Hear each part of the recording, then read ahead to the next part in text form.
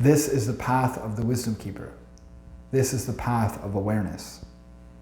You shouldn't blindly believe anything I'm going to share with you in this video. You shouldn't blindly trust anything I say. I encourage you to question everything because I believe truth needs no convincing. Please join me as I perform the invocation of the 7 directions. I will now perform the invocation of the 7 directions. To the wisdom keeper in the east, element of air, I will find the truth in the silence of my mind. To the warrior knight in the south, element of fire, I will create with my thoughts, words, and deeds.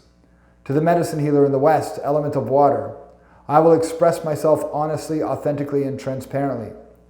To the temple priestess in the north, element of earth, I will give more than I receive and ask for what I want.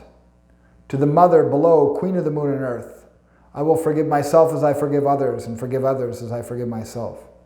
To the Father above, king of the sun and creator of the universe, I will trust in the unknown and have faith in the impossible.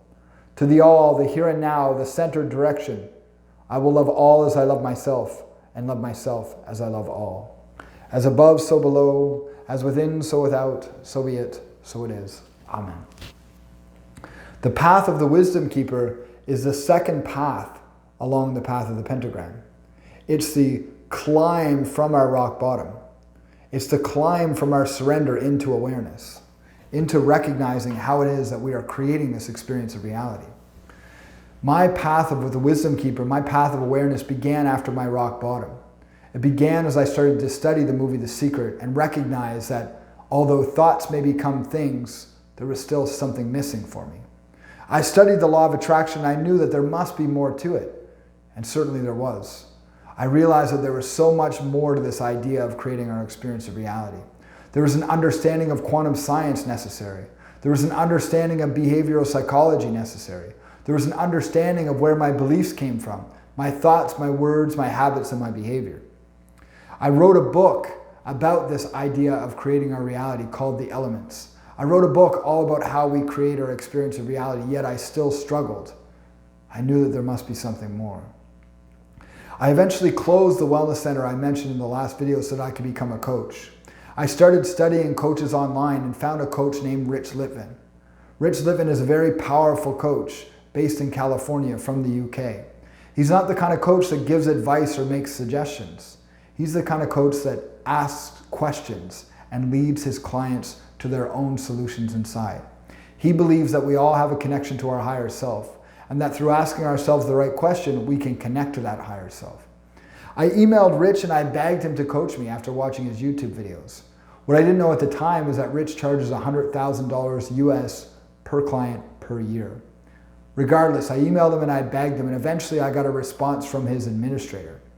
She got me to fill out 7 forms, print them, fill them out by hand, and scan them and send them back. And then she made me fill out 7 more the same way and then 7 more again. What I didn't know at the time is that Rich was creating a filter, a hoop for me to jump through, to make sure that I truly wanted to work with him and his team. Eventually, I worked with one of his coaches, and in just one session, that coach helped me recognize how I was creating suffering in my life. Within a couple of weeks of that first session, my income tripled. I learned that my beliefs, my core beliefs about how the world works, about my relationships, finances, health, and happiness were formed in the first 12 years of my life. 75% of our core beliefs are formed in the first 12 years of our lives. Think about that. Your beliefs about how the world works were formed in your childhood as a result of the relationships and the situations you experienced at that time. Your relationships with your parents, your grandparents, your brothers and sisters, your teachers, and the other influential people around you. They're created as a result of the situations you find yourself in, the television shows and movies that you watch, the situations you experience at school. We receive our beliefs from the people and the situations around us. So that means that if your parents struggled with finances, with relationships, with health and happiness, as mine did, then there's a good chance you'll struggle too, until you change your beliefs. What's scarier is that between 40 and 95% of our decisions every day are based on those core beliefs. Our words, our thoughts, and our behavior are based on those beliefs we create in our childhood. And for the most part, our decisions are unconscious. That's why I still struggled, even though I was able to write a book intellectually and intuitively understanding how I create my reality. That's how I was able to still struggle, even though I understood, or at least I thought I understood, what I needed to change my life. In that one session, this coach helped me recognize how my childhood pain and the beliefs I created at that time were still affecting me in my adult life. And that until I changed those beliefs, my life may never change. I continued to study from there. I started studying esoteric wisdom, started studying techniques like binaural beats, brainwave entrainment techniques that can actually change how our brain is wired. I started learning about practices like Hermetics and Hermeticism, an ancient alchemical Egyptian practice used to understand how we create our reality. I started learning about Gnosticism, the Kabbalah and alchemy, and occult sciences. I learned about the Great Flood, a flood that happened 12,000 years ago that wiped out most of humanity as we know it. I learned about how the ancient wisdom keepers hid in underground cities and in retreat centers and temples on the tops of mountains so they could survive this flood.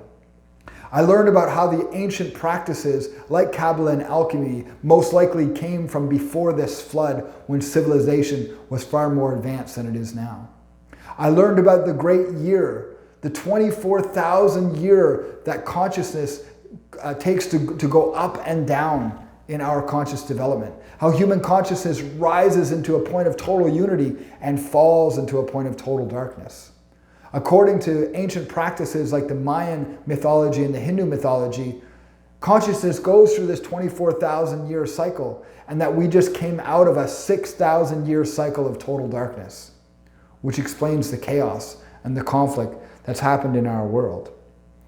I learned about how this practice of connecting to our inner wisdom can help us understand how we are creating suffering and pain in our lives, as well as how we can create the joy, the pleasure, and happiness that we all deserve. The path of the wisdom keeper is the path of connecting to our inner wisdom. It's the path of developing that strength for wisdom, that ability to connect to a higher power. It's the awareness of the hidden sciences, the esoteric wisdom that exists in this world. It's the connection to quantum science, to behavioral psychology, to the universal laws and principles that help us understand how our thoughts, words, habits, and behavior create our experience of reality. It's learning about our beliefs, thoughts, and habits and how they affect the holographic matrix that we live in. It's learning about the ancient history of humankind, the ancient technology that was used to build places like the pyramids of Giza, Machu Picchu, Sacsayhuaman, and Göbekli Tepe. I learned during my path of becoming the wisdom keeper, to integrating that archetype into my subconscious mind, that these ancient sites in the world have left clues about how advanced we once were. The Great Pyramid of Giza has 2.3 million blocks, all almost as hard as diamond, cut perfectly like jigsaw puzzle pieces to connect into the blocks above, below, and around them, perfectly without mortar. The entire pyramid is lined up with true north within a fraction of a degree and level within a fraction of an inch. We don't have technology today that can create a monumental structure like this. I learned through through reading books by people like Brian Forster and having conversations with him that there is more structure beneath the pyramids of Giza than there is above it. That there are ancient temples in the world like Machu Picchu and Sacsayhuaman that are built using techniques and practices we can't even comprehend today. All of this is part of the path of becoming the wisdom keeper in our lives, walking the path of awareness. I started to learn how this element air represents our mental body. It represents our mind, our beliefs, our thoughts, our words, habits, and behavior. The ancient Hebrews explained the element air with the personification known as Archangel Raphael, and I call it the Great Wisdom Keeper. We expand our mind and develop a true practice of expanding and learning what we don't know. Learning the occult sciences, learning the quantum sciences, learning psychology and how our mind affects our reality. We create what's known as hemisphere synchronization when our analytical mind and our creative mind start to work together in harmony. We start to develop our masculine and feminine energies, the analytical and the creative mind, so that we can see things more clearly in life. We start to allow our creative minds to become one, and we install new software that can help us heal ourselves. This technique these coaches taught me was a software upgrade so that I could learn how to see the experiences in my external world and trace them back to the beliefs that are creating them in my life.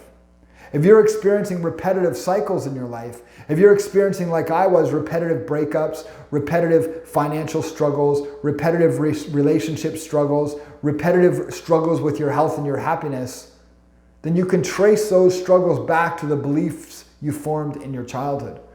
And this software upgrade, this technique I learned, was helping me do just that.